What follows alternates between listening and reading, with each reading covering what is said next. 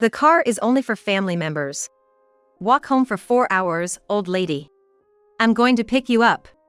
It was rare for Angela to make such a suggestion, and I naively accepted it, which was my mistake. Why couldn't I have predicted that this might happen? All right. I'm on my way to pick you up. But it's already late. If I tell her to come pick me up now and she gets into an accident, that would be troubling. I obediently listened to Angela and hung up the phone. Even though I said that, there are no buses anymore, so what should I do? If I walk home as Angela said, it will indeed take about 4 hours. Looks like I have no choice but to stay at a nearby motel tonight. With that thought, I opened the map and started walking towards the motel. However, after this, I had no idea that the situation would change so dramatically. My name is Susan Smith. I'm 46 years old. I've been married to my husband, Tom, for over 10 years. Tom and I met at the company where I used to work. Right after graduating from college, I started working as an office clerk at a logistics company. I had a boring student life. I thought maybe I could live a bit more like myself once I became a working adult. I was holding on to that hope. But reality didn't go as smoothly as I hoped. At first, everyone was kind to me. If you have any trouble, feel free to talk to us. They would say things like that. Even though I had hope, it's not like I had no anxieties. I was taking advantage of the kindness of my coworkers while doing my job. But at some point, the employees started to become cold towards me. No, it wasn't just me. They began to act the same way towards my peers. Whenever I asked something, they would just say, "Think for yourself." Everyone was on edge, lashing out at those below them over trivial matters. The friendly atmosphere I felt when I first joined the company had vanished. This was the real face of the company. It didn't take long for me to realize that. At the same time, I understood that I had landed in a bad spot. Perhaps I was too dependent at times. But there should be limits. Naturally, the hope I had during my student days to live as myself did not come true.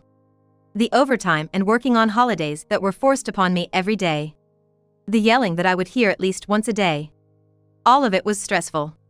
Since I took a job far from my hometown, it was hard to meet up with friends. I think if I could have hung out or vented with someone, I might have led a somewhat fulfilling life. But I couldn't find the time or courage to make new friends in this new place. Before I knew it, I was just commuting between my company and home. I wanted to quit this company so badly. How many times have I thought that? But what would I do if I left the company? I don't know if there would be a job for me if I went back to my hometown. And staying in this area doesn't guarantee that I would find a job either. I wish I had the courage to take the first step, but I chose to maintain the status quo. Naturally, many of my peers who couldn't stand the job left. I could only envy them as they left. I always thought it would be nice to be on their side someday. However, one day, I had a meeting that would significantly change my life. The opportunity arose when a new client was established at the company. The person in charge there was Tom, who would later become my husband. Initially, we weren't aware of each other in that way, but after a chance to talk about personal matters, we found ourselves going out for drinks, just the two of us. For me, worn out from daily work, the time spent with Tom was healing and something I eagerly looked forward to. Half a year after getting to know each other, we started dating, and when marriage came into the picture, Tom made a confession. "Hey, I actually have a daughter. A daughter. Sorry for keeping it quiet. But I thought I needed to tell you before we get serious about marriage." It turns out, Tom had divorced a few years ago. And he had taken custody of his daughter with his ex-wife. Her name is Angela. I see. I'd be happy if you'd still consider marrying me. But if you're not okay with it, I'm totally fine with ending our relationship. Indeed, I was surprised to hear that Tom had a child. I wish he had told me a bit earlier. However, I didn't feel any anger or sadness. Instead, my desire to marry Tom grew. Sure, I'm surprised. But I can't just end our relationship. Susan! Thank you! When I shared my honest feelings, Tom's expression softened with relief. Then, the conversation led to meeting Angela. What kind of child is she? Will we get along? I couldn't wait to meet Angela while we were planning the day. Hello. The first time I met Angela, she seemed to be wary of me. hiding behind Tom, she glared at me sharply. "Come on, say hello." "Hello." Prompted by Tom, Angela reluctantly greeted me. She must have been briefed beforehand, but it's natural for her to be cautious of a stranger suddenly coming to their home. Plus, I was also shy around strangers and often hid behind my parents when I was in elementary school. I totally understand how Angela feels. After all, on the first day we met, I couldn't really talk much with Angela. She seemed nervous. She wouldn't leave Tom's side at all. Seeing Angela like that, Tom was a bit troubled. "Come on, Angela. Don't you want to talk about anything?" "No." "So definitive." "It's okay. She's just nervous. Don't worry about it." I tried to make eye contact with Angela and spoke to her as kindly as I could. Then, it seemed like her face brightened up just a bit. From then on, Angela would always come along when Tom and I met. Thanks to that, she seemed to be getting more accustomed to me. Although my job didn't allow me to travel much, I was still happy just going to the park nearby or shopping for dinner with the three of us. And then, a year later, Tom and I got married. I quit my job to become a full-time homemaker. If it meant meeting Tom, then maybe it was worth keeping up with the job I always wanted to quit. The only thing I'm grateful for in that tough job is the wonderful encounter it led to. What life would bring with Tom and Angela? I couldn't wait to see. However, my life took a major turn for the worse. Suddenly, Angela's attitude changed for the worse. "Hey, this meatloaf isn't good." "What? Store-bought foods taste better." "How could you say that?" At first, it was complaints about my cooking. "If I have to eat this, I'd rather have store meals. I don't like Susan's cooking." Angela started saying such things after Tom and I got married. Before we got married, she used to say my cooking was delicious and seemed happy eating it. Why did this suddenly happen? I was bewildered by Angela's drastic change. "You used to eat it before." "I was just enduring it before. But I've reached my limit." "Enduring it?" "I don't need this kind of meal anymore." "Oh, let's eat some snacks." Angela barely touched my food and began eating the snacks she found in the cupboard. Since she said my cooking was bad, I couldn't force her to eat it. I silently watched Angela eating the snacks. At the same time, I resolved to try harder to make tastier meals. However, Angela kept criticizing my cooking, never satisfied. "Hey! Why can you only make bad food? I want something tastier." "Would you say the same in front of Dad?" "Huh. Why are you bringing up Dad? You act all high and mighty in front of me, but you're like a little angel in front of Dad. Why is that? Do you think you can say anything to me?" I realized that my cooking wasn't really the issue. Angela simply wanted to complain to me. At first, I thought Angela was just struggling with the sudden change in her environment and taking it out on me, an outsider. But as we lived together longer, it seemed that wasn't the case. She just didn't like me. What's that supposed to mean? Seriously, I don't get it. You're not even family, what do you know about me? Not family, but... Well, it's true, isn't it? Dad and I were living happily together until you showed up. Angela left the table without really eating. I could somewhat understand Angela's feelings, but I wished she would make a little effort to meet me halfway. But maybe it was too much to ask from a young girl. I regretted not considering Angela's feelings and acting immaturely. I thought Angela would calm down eventually. I planned to patiently wait for that to happen. But my expectations were vastly misplaced. Even when Angela became a high schooler, her attitude never changed. "Susan, why do you always look so drab? Not just drab, but unattractive. It's surprising you even got married. Like, why would Dad choose someone like you to remarry? He has terrible taste." "Don't say that." "Got anything you want to say? It's the truth, right? I mean, it's totally fine that you're remarrying. I just wish you were more beautiful." Angela looked at me again and scoffed. As usual, she never showed her true self in front of Tom. "Did you go out with Mom today? Did you have fun?" "Yeah. It was super fun. Right, Susan?" "Yes, that's right." I responded with the best fake smile I could muster to Angela's question. Even when we went out together, Angela didn't want to walk beside me and would quickly go off somewhere else. The only reason she went out with me was that there was no other transportation. Even though she could have just said she wanted to do her own thing, Angela seemed eager to show off how close we were, happily sharing our memories even though there were none. Despite claiming to have fond memories, there really aren't any to speak of. I couldn't bring myself to correct her and just quietly listened to her cheerful voice. To be honest, Angela's grades were also bad. Her report card at the end of the semester showed poor grades in every subject, and her teachers commented on her poor attitude in class and daily life. She was barely avoiding repeating the year. "Angela, you need to start studying seriously. Don't cause trouble for your teachers." When I confronted her with the report card, she glared at me guiltily. "It's none of your business. Why do you even have my report card? I hid it. I found it while cleaning your room. You were cleaning my room. Don't go in there without permission. You're the one who told me to clean it." It's always a back and forth with her. She never takes responsibility for what she says. This is the worst. Honestly, having someone like you at home just kills my motivation to study. If you were gone, all my problems would be solved. Everything bad is somehow my fault, no matter how unrelated. I'm exhausted. No matter how much I try to talk to her, Angela just doesn't listen. So, I often discuss this with Tom. Again? She never listens, no matter how many times we say it. I'll talk to her again. Yeah. Thank you. When Angela was in her second year of middle school, I decided I couldn't let her say whatever she wanted anymore and talked to Tom for the first time. Naturally, Tom was surprised. But soon after, he said, "I'll talk to her." I'm sorry you had to go through that. Even though Angela had spent more time with Tom than with me, why did he believe what I said so readily? I was a bit puzzled. But later, Tom said, I was surprised by Angela's attitude too, but I couldn't believe that Susan would lie. So, I thought it was wrong to act based solely on one side's story, which made me happy. However, Angela continued her selfish behavior, ignoring what Tom said. I understand that Angela might not want to listen to her parents, but I believe her selfishness was exacerbated by the presence of my in-laws.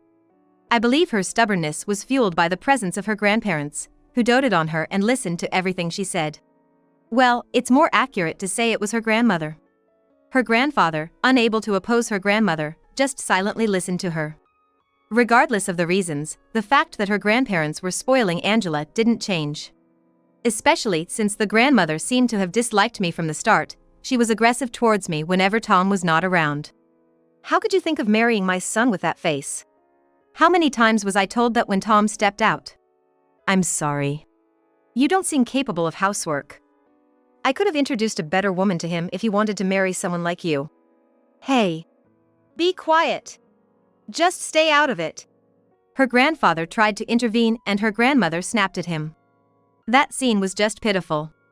Grandma, I want this. Is that all you want? Look, there are so many other types. Angela thought she could get anything she wanted if she asked her grandmother. Angela, don't be like that to Grandma. Susan, just be quiet. Don't interfere between me and Angela. Actually, can you just go away? Please leave us alone. Her grandmother, like Angela, disliked being with me. But didn't you hear? Grandma said she hates being with you. And so do I. Now, go away. Angela sneered and shooed me away with her hand. Joining in, my mother-in-law also shooed me away with a gesture. Although we would go shopping together, once we reached our destination, it became unnecessary. Feeling so miserable about being treated that way, I fled the scene. In the end, Angela and my mother-in-law's attitudes didn't improve, and time just passed by. Even after graduating high school, Angela didn't go on to further education or get a job, continuing to live a degenerate life at home. Isn't it about time you get a job or something? Are you planning to live like this every day? Shut up. I just graduated from high school, let me enjoy my freedom for a bit. Your friends who graduated at the same time as you are either in college or working, you know. I don't care about that. Just leave me alone. I know it's wrong to compare her to other kids. But I thought if I didn't, Angela would never take any action, although my hopes never reached her. However, one day, unusually, Angela approached me. Hey, I want to go to driving school. Driving school? Yeah. I want to get my license. I was happy she found something she wanted to do herself. But I couldn't immediately agree. Attending driving school would cost thousands of dollars. And we didn't have the financial leeway to afford it. After discussing with Tom, we decided Angela should earn the money herself to go to driving school. She seemed to agree, but later, I was shocked to hear her story when she came home happily holding a driving school brochure. Grandma is paying for it. What? We agreed you would pay for it yourself. Well, Grandma said she would pay, so I immediately contacted my mother-in-law to discuss the situation. What do you mean? Do you have a complaint? I gave Angela the money because she said she wanted to attend driving school. We had our own agreement. At least you could have told us. Oh, be quiet. I paid because I wanted to. I don't care about your arrangements. And you know, as a parent, you should provide money for your child. How stingy. My mother-in-law didn't really listen to me and ended the call after stating her piece. Tom also confronted his mother, but since the money was already paid, it was a done deal, and he couldn't get her to take him seriously. In the end, Angela continued attending driving school and somehow managed to get her license. Later on, she even got a car as a present from her grandparents. Of course, we were clueless. They had completed the contract without us knowing. Angela probably reached out to her grandmother from the start, thinking we'd just tell her to figure it out herself. No matter how much we protest, what's paid is paid, as my mother-in-law said. Tom and I were powerless in the end. A year after Angela got her license, I had an unavoidable errand back in my hometown. Tom would drive me to the airport, but I had to return on my own. Considering the airport's location, getting back by foot or taxi was challenging, so I was thinking of changing the flight time or booking a nearby hotel. But then, Angela offered to pick me up. I was initially suspicious, but I figured she wouldn't play around with driving, and saving on hotel costs would be nice. Thanks. I gratefully accepted Angela's offer. A month later, I returned from my hometown and looked for Angela's car. But I couldn't find it anywhere. Maybe she parked in a different spot. I immediately called Angela. Angela? Where are you? I can't find you. Oh, I'm at home. What? Home? Why? The car is only for family members. Walk home for 4 hours, old lady. I couldn't believe my ears. At the same time, I regretted naively accepting Angela's unusual offer to pick me up. Why couldn't I predict this might happen? But it's already late. If I ask to be picked up now and something happens, that would be trouble. All right. I obediently listened to Angela and hung up the phone. But by now, the buses to my house have stopped, and I have no way to get home. Walking for 4 hours is obviously not an option. I guess I'll have to stay at a motel tonight. I tried calling Tom but got no response. Then I remembered he was working late and sent him a message about staying at a motel as Angela suggested. I found the nearest motel on the map and started walking towards it. 10 minutes into my walk, Tom called. Susan! Where are you? Are you okay? He must have seen the message. Tom sounded pretty upset. I'm done with work. I'm coming to pick you up. It's okay. Don't worry about it. But, look, it's late, right? I'd be sad if something happened to you. Tom, who was agitated, seemed to calm down after hearing my words. All right, be careful, okay? I'll give Angela a serious talking to. Thank you. After the call, I resumed my walk to the motel, checking the map. 30 minutes later, I got another call. This time it was from Angela, not Tom. I didn't know what she wanted, but I had no energy to talk to her right now. I continued walking while ignoring the calls, but she kept calling multiple times without giving up. Feeling it was too persistent, I finally answered the phone. Hello? Hey! Why did you tell Dad? What? That I didn't go to pick you up. Obviously, I would contact someone since I couldn't get home. And from Tom's perspective, it would be strange that Angela, who was supposed to be at the airport, was at home. What was she planning to explain? No, I just contacted him because I couldn't get home. You didn't have to blame it on me. Did you see the message? I only sent the truth. That you didn't want to let me in the car and told me to walk home for 4 hours. Ugh. That's infuriating. What's wrong with you? Just walk home quietly. I could hear Angela hitting a cushion or something on the other end of the phone. She must be really angry. But all of this was brought on by Angela herself. People normally mention it, don't they? You wouldn't? My point is irrelevant. It's not irrelevant. You always shift the blame to others, insisting you're not at fault. Shut up. What is it with you? Seriously. It seemed my words didn't reach her. Angela just hung up the phone. It was clear she called me out of anger after being scolded by Tom. I wondered what kind of face Angela would have when we met the next day. I was both scared and curious. The next day, after leaving the motel, I took the bus home. When I entered with my key, a clearly flustered Tom appeared. I'm home. What about work? I took a day off. I was worried about Susan. You didn't have to. I'm sorry. Don't apologize. Also, I think we need to have a talk, all three of us, including Angela. Tom took the bags I was carrying and went into the living room. I followed him into the living room. There, Angela was sitting, looking sullen and downcast. Encouraged by Tom, I sat down in front of Angela. Why did you do that? The conversation began. But Angela was just defiant against Tom's words. What does it matter? I mean, she could have just walked home. Then, this wouldn't have happened. Who are you to say that? Weren't you the one who offered to pick up Mom in the first place? Do you understand that? I got it, but it became a hassle. Do you think that's a valid reason? You're really selfish. I had never seen Tom so angry before. But. No buts. Angela made excuses, and Tom got angry at her. The conversation was going nowhere. Suddenly, Angela looked at me and started saying something shocking. Why am I the only one being blamed? Susan did bad things too. Bad things? Like what exactly?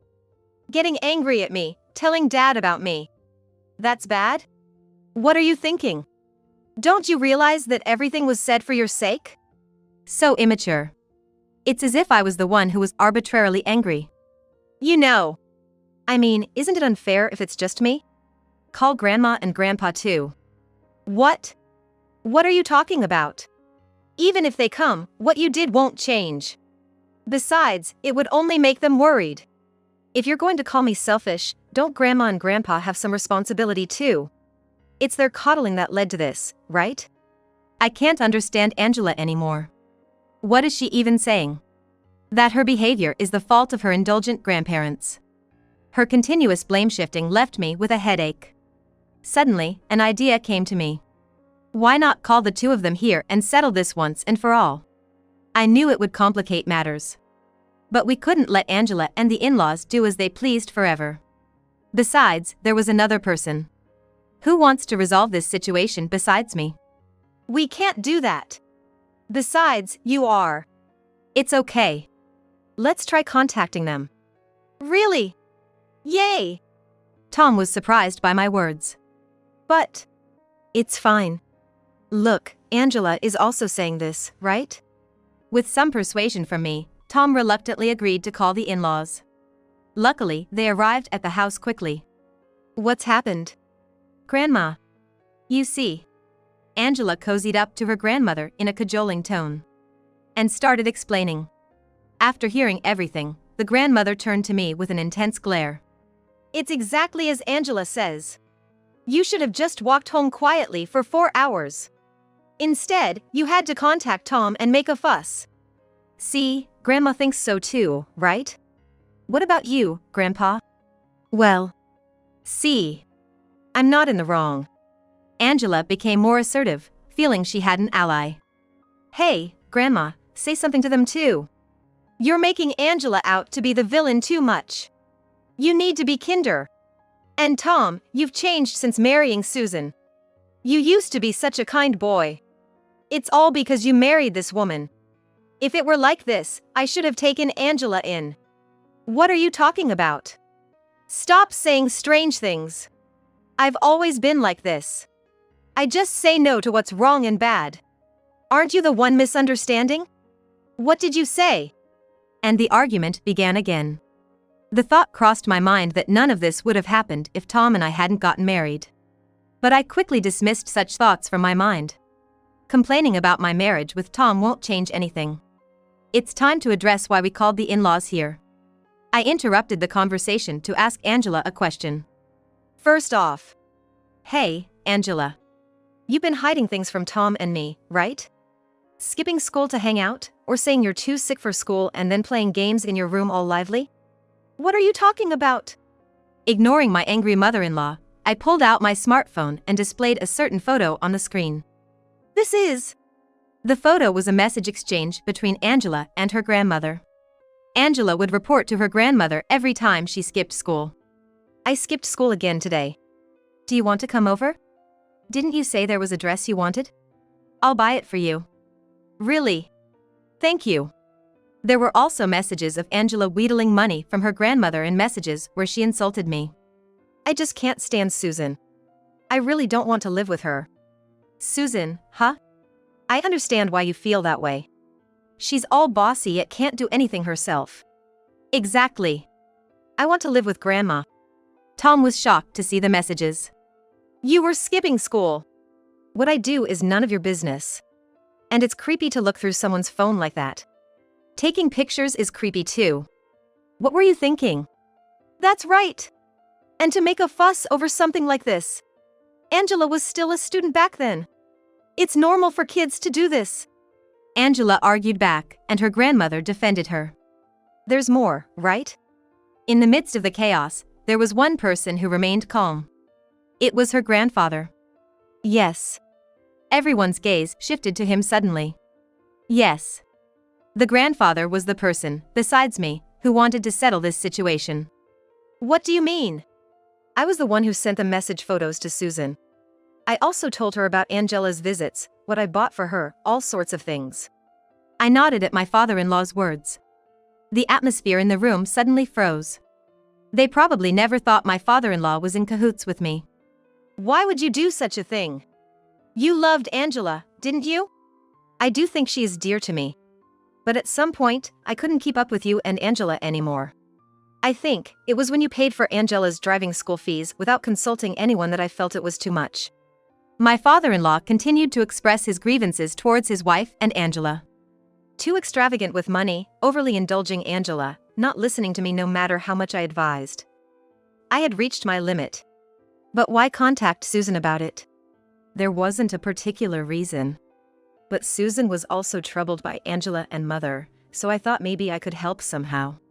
Perhaps I could change our situation as well. He clutched his smartphone and spoke. You! What have you done on your own? Making it seem like Mother and Angela are the villains. That's right. From my perspective, you two are the wrongdoers. Using the money I earned recklessly, always complaining when I advise. Then, looking straight at his wife, he spoke again. Divorce me. I've reached my limit. I can't be involved with you two anymore.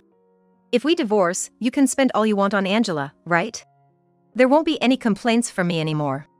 What? That way of saying it. Isn't that too harsh? Hey, Grandma. Absolutely. And what?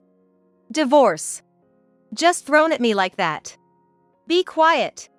Haven't I listened to you all this time? Just grant me this last wish. Please. My father-in-law, tears streaming down his face, desperately pleaded.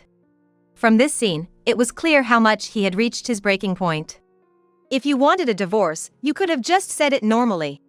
Why here? If I had said it normally, would you have listened?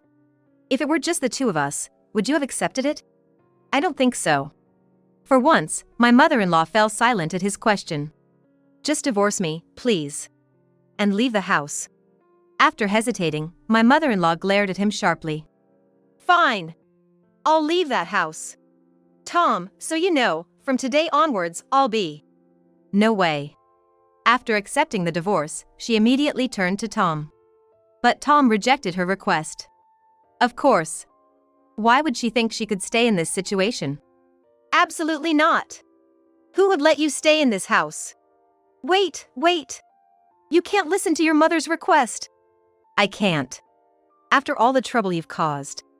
Maybe it's time you started sorting things out yourself. My mother-in-law, clearly not expecting to be refused by her own son, was wide-eyed with surprise. But then she became furious and started raising her voice. Fine. Everyone does as they please anyway. You'll get your wish, I'll divorce and leave the house.